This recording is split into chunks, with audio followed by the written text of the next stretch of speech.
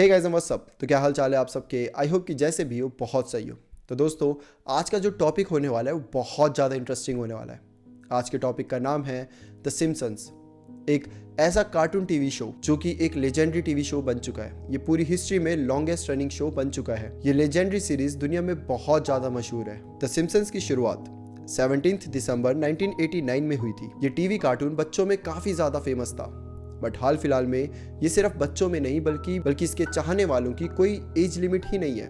बच्चे से लेकर बूढ़े तक हर किसी की नज़र इस शो पर बनी रहती है, जिसका प्रमुख कारण है इस शो में दिखाए गए कुछ ऐसे सीन्स जो कि आगे चलकर फ्यूचर प्रिडिक्ट करते हैं। जी हाँ, इस शो में पास्ट में कई ऐसे सीन्स दिखाए गए जो कि आगे चलकर सच हुए, और इन सीन्स की, इन प्रिडिक्शंस की काफ़ी लंबी लिस्ट है। और अब यहाँ पर सवाल ये आता है कि एक मामूली सा कार्टून टीवी शो फ्यूचर कैसे प्रिडिक्ट कर सकता है, कैसे वो सब दिखा सकता है जो कि फ्यूचर में होने वाला है, वो भी एकदम एग्जैक्ट तरीके से।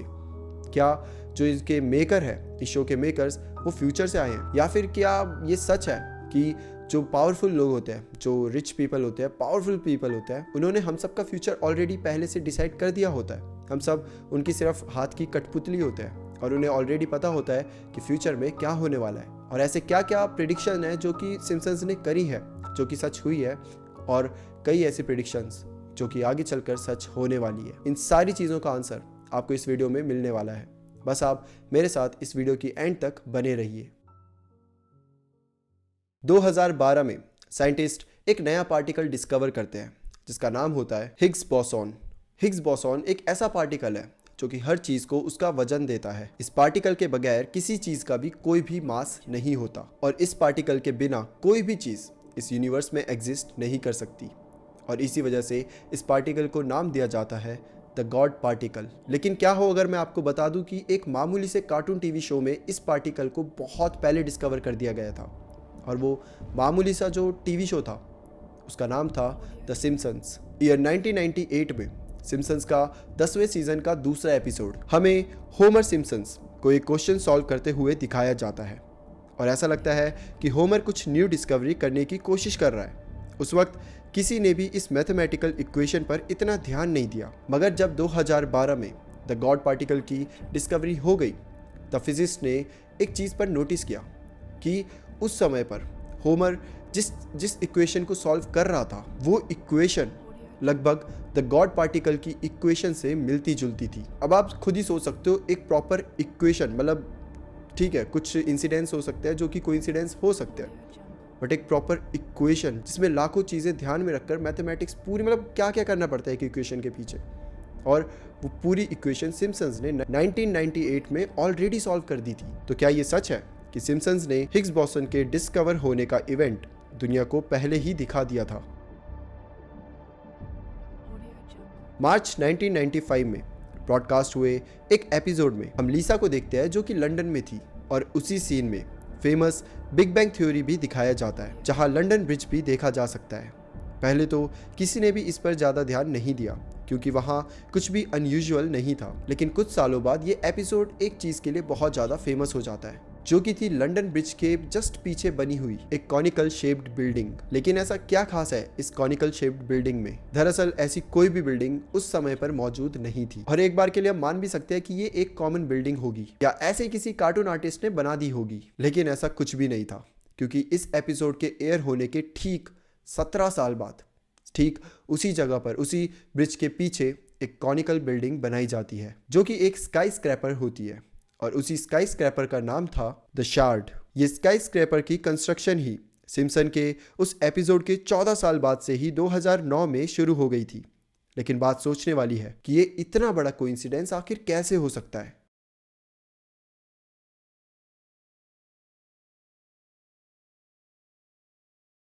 Year 2000, season 11, episode 17। सिम्पसन्स ने ट्रंप के प्रेसिडेंट होने के 17 साल पहले ही प्रिडिक्शन कर दी थी। ये वीडियो इंटरनेट पर बहुत वायरल हुई थी। सबके मन में सिर्फ एक ही सवाल था कि how on the earth could it be possible to predict something so accurate.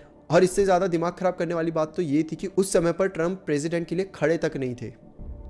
मतलब कि शायद 2001 में तो किसी ने सोचा भी नहीं होगा कि ट्रंप कभी प्रेसिडेंट तक बनेगा। पहले तो लोगों को ये सब कोइंसिडेंस लग रहा था, बट जैसे जैसे सिम्पसन्स की और भी सारी प्रेडिक्शंस सच होती जा रही थी, लोगों को धीरे धीरे इस पर विश्वास होने लगा और फिर एक नई थ्योरी बनने लगी।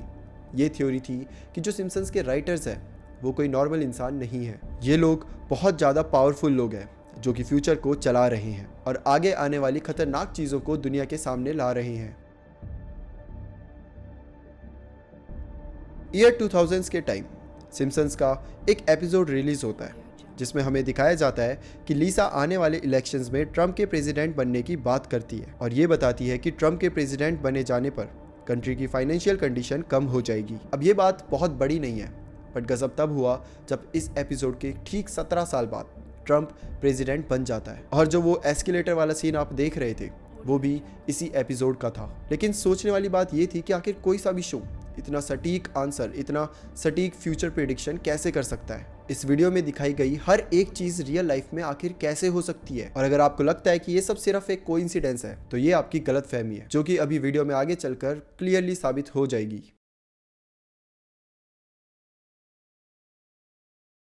ईयर 1998 में ब्रॉडकास्ट हुए सीजन 10 एपिसोड 5 में दिखाया जाता है कि होमर सिम्पसन्स अपनी लिखी हुई मूवी स्क्रिप्ट को एक डायरेक्टर के पास लेकर जाते हैं और उस डायरेक्टर को वो स्क्रिप्ट इतनी अच्छी लगती है कि वो उस स्क्रिप्ट को चुराने की कोशिश करता है। और फिर वो डायरेक्टर उस स्क्रिप्ट को लेकर 20th सेंचुरी फिल्म स्टूडियो के पास चला जाता है और जो वो स्टूडियो होता है उसके बाहर उसका एक लोगो लगा होता है जिसे फिर लोगों को दिखाया जाता है और उस लोगो के नीचे लिखा होता है फॉक्स स्टूडियो अब वॉल्ट डिज्नी का एक डिवीजन बन चुका है। वेल, दिमाग खराब कर देने वाली बात तो ये थी कि उस समय पर फॉक्स स्टूडियो किसी वॉल्ट डिज्नी का पार्ट नहीं था, लेकिन 19 साल बाद भी वही हुआ जैसा आप सोच रहे हैं। जी हाँ, 19 साल बाद वॉल्ट डिज्नी ने फॉक्स स्टूडियो को $70 बिलियन में खरीद लिया और इसी के साथ एक और प्रेडिक्शन सही निकली, द सिम्पसन्स शो की। इस पिक्चर को देखिए। इस पिक्चर में क्लियरली दिख रहा है कि जो ट्रंप है वो एक ग्लोइंग ग्लोब पर हाथ रख रहे हैं विद अदर पीपल। और ये जो शो था ये 2002 में एयर हुआ था। ट्रंप के साथ वहीं पर 2 और मिडल ईस्ट के लोग भी हैं। ऑल्दो ये पिक्चर अपने में ही बहुत विचित्र और काफी मिस्टीरियस है, लेकिन आपको जान के हैरानी होने वाली है कि ये जो 2002 में शो में दिखाई गई ये एक मामूली सी पिक्चर थी, वो आगे चलकर सच हो जाती है। ईयर 2017 में सेम इसी तरीके से Donald Trump Saudi king Salman और इजिप्टियन प्रेसिडेंट के साथ एक ग्लोइंग ग्लोब पर हाथ रखते हुए दिखाई देते हैं। आखिर ऐसा कैसे हो सकता है? लोगों के सामने जब ये सारी चीजें आई तो उनके तो मानो होश ही उड़ गए कि कोई इतना एक्यूरेट कैसे हो सकता है।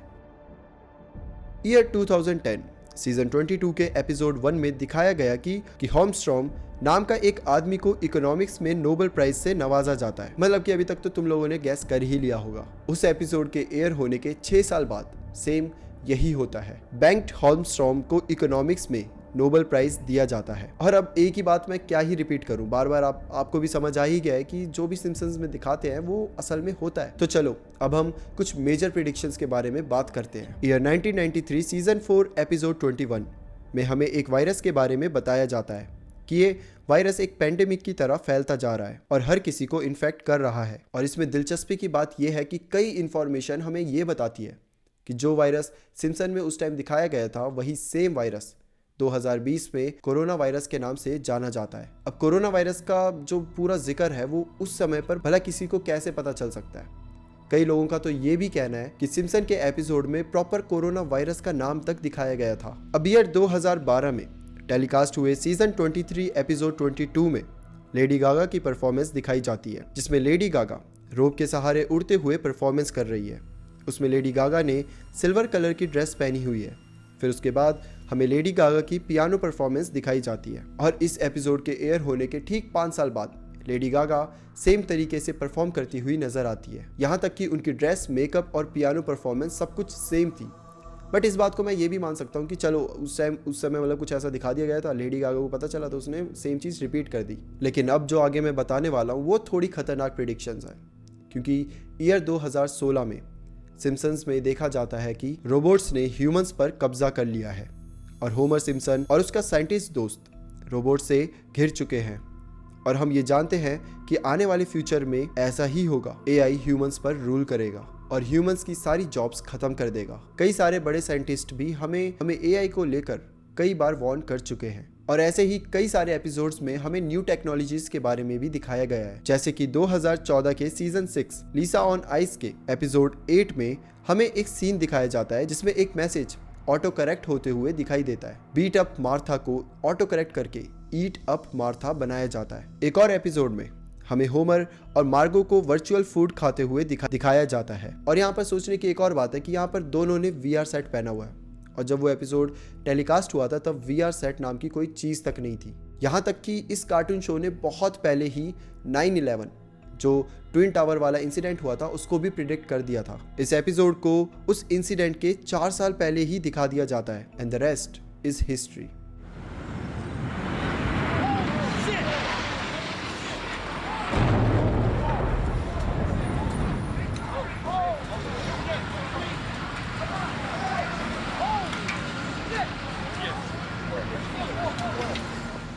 इसमें दिखाए हुए पैम्पलेट में हम देख सकते हैं कि इस इंसिडेंट को इन लोगों ने किस तरीके से दर्शाया हुआ है, और ऐसे ही कई सारे इवेंट्स को भी दिखाया गया है जो कि इंसान को सोचने पर मजबूर कर देता है। क्या सच में ऐसा है कि सिम्पसन्स के राइटर्स कोई टाइम ट्रैवलर हैं, या वो लोग फ्यूचर से आए हुए हैं? कई यूट्यूबर्स ने इन सब पर जो कॉन्स्पिरेसी थ्योरी बनाई है वो काफ़ी हद तक काफ़ी लॉजिक बना रही है। उन्होंने तो ये तक साबित कर दिया कि कैसे सिम्पसन्स के राइटर्स सही में टाइम ट्रैवलर और फ्यूचर से आए हुए हैं। लेकिन वो कहते हैं ना कि इंसान सिर्फ एक चीज़ पर विश्वास करता है, जो कि है अंधविश्वास। तो आओ सिक्का उछालें और इसका दूसरा पहलू भी देखें, जो ये सारे यूट्यूबर्स झूठ बताकर सिर्फ अपना कंटेंट बनाते हैं। तो चलो इन सब थ्योरीज का पर्दाफाश करते हैं। And now let's begin. So the God particle, जिसके बारे में मैंने आपको बताया था, जिस फॉर्मूले को वहां पर होमर सॉल्व कर रहा था, तो एक्चुअली जिस फॉर्मूला को होमर उस समय सॉल्व कर रहा था उसे अगर आप सॉल्व करते हैं तो आंसर आता है 774 GeV, जबकि जो हिग्स बोसन का एक्चुअल फॉर्मूला है उसका आंसर है 125 GeV। और यहाँ पर आप खुद ही देख सकते हैं कि इन दोनों आंसर्स में कितना ज्यादा डिफरेंस है। अरे जब एक्सेलरेशन ड्यू टू ग्रेविटी को 9.8 से 10 रखने पर अलग अलग आंसर्स आते हैं, तो हम ये कैसे एक्सपेक्ट कर सकते हैं कि इतने बड़े हिग्स बोसन का बताया हुआ फॉर्मूला एक कार्टून में इतनी आसानी से बताया जा सकता है। और आप ये भी सोचेंगे कि अगर ऐसा होता है तो सिम्पसन्स के राइटर कोई और भी फॉर्मूला लिख सकते हैं। तो जब वो इतने सारे फॉर्मूला लिख सकते हैं तो इतना सिमिलर फॉर्मूला कैसे लिख सकते हैं? तो आपको बता दूं कि सिम्पसन्स के राइटर्स कोई नॉर्मल लोग नहीं थे, बल्कि वो बहुत ज्यादा होशियार थे। उनमें से कई राइटर्स वो हैं जिन्होंने मैथ्स, फिजिक्स और केमिस्ट्री जैसे सब्जेक्ट्स में PhD और मास्टर्स किया हुआ है। जैसे इसी सिम्पसन के एक राइटर है जिनका नाम है एल्फ्रेड अर्नेस्ट जीन, जिन्होंने हार्वर्ड यूनिवर्सिटी से मैथ में PhD किया हुआ है। और ऐसे ही डेविड नाम के एक राइटर ने कंप्यूटर साइंस में PhD किया हुआ है। और इन्हीं राइटर्स की तरह कई ऐसे राइटर्स हैं जिन्होंने अपनी अपनी फील्ड में बहुत अच्छी पढ़ाई लिखाई करी हुई है, बहुत अच्छी डिग्री ली हुई है, और इनके दोस्त भी बहुत सारे साइंटिस्ट हैं। तो इसका मतलब ये है कि जब गॉड पार्टिकल की रिसर्च चल रही थी तो उसी रिसर्च के बारे में इन लोगों को भी पता ही होगा, जिससे शायद आपको आंसर मिल गया होगा कि जो उन्हें पता था उन्होंने वही फॉर्मूला उसी कार्टून में दिखा दिया था। अब हम चलते हैं सेकंड पॉइंट पर। हाँ, ये सच है कि उस समय जो वो बिल्डिंग दिखाई हुई थी वो ब्रिज के पीछे, उस समय पर वो लंदन पर नहीं थी, ना ही उसकी कोई कंस्ट्रक्शन चल रही थी। और 17 साल बाद लंदन में सेम वैसी बिल्डिंग बना दी गई। तो इसका मतलब ये नहीं है कि वो वहां पर प्रिडिक्शन कर दी गई थी, बल्कि असल में स्काई स्क्रैपर बनने से पहले वहां पर एक और बिल्डिंग थी जिसे बाद में डिमोलिश कर दिया गया था, और इस बिल्डिंग को गिराने का काम 1990s में शुरू हो चुका था। इसके अलावा रही बात उस बिल्डिंग के कोन शेप होने की, तो उस वक्त पर कॉनिकल शेप्ड बिल्डिंग आर्किटेक्चरिंग में बहुत कैप्टिवेटिंग और आइकॉनिक मानी जाती थी। अब हम आते हैं द एस्केलेटर वाले सीन में। अब जो सबसे मशहूर हुई पिक्चर थी जिसमें ट्रम्प एस्केलेटर से नीचे उतरते हुए दिखाई दे रहे थे, असल में वो सीन उस एपिसोड में कहीं भी नहीं था। और अगर आपको विश्वास ना हो तो आप उसे सर्च कर भी देख सकते हैं। दरअसल ये वीडियो क्लिप सिम्पसन्स के ही बनाए हुए एक शॉर्ट मूवी से ही ली गई है, जिसका नाम था ट्रम्पटेस्टिक वॉयेज। इस शॉर्ट मूवी को सिम्पसन्स के डायरेक्टर्स ने 7 जुलाई 2015 को बनाया था, और जो ये रियल सीन हम देखते हैं वो ट्रम्प के प्रेसिडेंट बन जाने के बाद का ही था। ये रियल वीडियो शूट हुआ था 16 जून 2015 में, और सिम्पसन्स ने अपनी शॉर्ट मूवी जो कि ट्रम्प पर ही थी उसको रिलीज किया था 7 जुलाई 2015 में। तो मतलब आपको क्लियरली पता चल चुका था कि जो वो सीन था वो पहले हो चुका था, उसके बाद सिम्पसन्स ने उसे बनाया था, जो कि मुझे नहीं लगता कहीं और आपको ये दिखाया जाता है। हर जगह यही बताया जाता है कि कैसे सिम्पसन्स ने पूरी चीज़ें प्रिडिक्ट करी है, पहले वो सीन्स दिखाया गया है और उसके बाद वो असल में हुआ है, बट ये एक सरासर झूठ है। अब हम आते हैं ट्रम्प की प्रेसिडेंसी के ऊपर। लीसा, जो कि एक रूम में ये कहती है कि अगर ट्रम्प प्रेसिडेंट बने तो कंट्री की फाइनेंशियल स्टेट्स खराब हो जाएंगी। तो इस वीडियो के बारे में खुद सिम्पसन्स के राइटर्स ने बताया था कि ये सिर्फ उन्होंने एक ऐसी मजाक में डायलॉग लिखा था। 1999 में ट्रंप ने एक रिफॉर्म पार्टी ज्वाइन करी थी और उसमें ट्रंप ने अपने आप को इलेक्शन के लिए नॉमिनेट किया था। ट्रंप के बढ़ते कैंपेन्स, एडवर्टाइजमेंट्स, स्लोगन्स को देखते हुए सिम्पसन्स के राइटर्स ने सिर्फ एक जोक लिखा था कि अगर ट्रंप प्रेसिडेंट बनता है तो पूरे देश को नुकसान का सामना करना पड़ेगा। हियर मी अगेन, वो सिर्फ एक जोक था, ये सिम्पसन्स के राइटर्स ने खुद कहा है। अब हम आते हैं द 20th सेंचुरी लोगो पर। 20th सेंचुरी पहले डिज्नी का हिस्सा नहीं था, ये बात सच है, मगर ये बात झूठ है कि सिम्पसन्स की भविष्यवाणी के बाद 20th century Fox studio Disney का पार्ट बना। असल में जैसा कि मैंने पहले बताया था कि जो सिम्पसन्स के राइटर्स थे वो बहुत फेमस लोग थे, वो कोई ऐसा वैसा बिन सर पैर कार्टून सीरीज नहीं लिख रहे थे। वो लोग अमेरिका में होने वाले इवेंट्स को ही अपने शो में सरकास्टिक तरीके से दिखाते थे और सिम्पसन्स के कई राइटर्स फॉक्स स्टूडियो में काम करते थे। इवन सिम्पसन्स की जो पहली 3 सीरीज थी वो खुद फॉक्स स्टूडियो में ही ब्रॉडकास्ट हुई थी और 20th टेलीविजन पर भी दिखाया जाने लगा।